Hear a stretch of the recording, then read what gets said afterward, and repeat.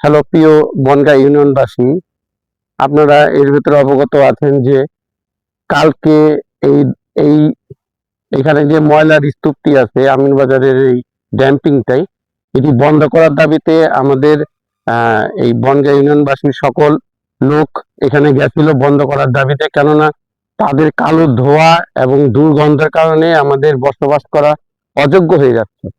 তা এটা বন্ধ করার দাবিতে আমরা কালকে ওখানে গেছিলাম।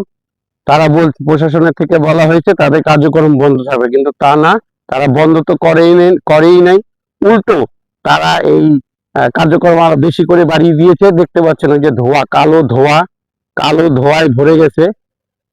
এখানে অনেক বাচ্চা শিশু এবং বৃদ্ধ লোক শ্বাসকষ্টজনিত রোগে ভুগতেছে এবং ফসলি জমি ধ্বংসের মুখে।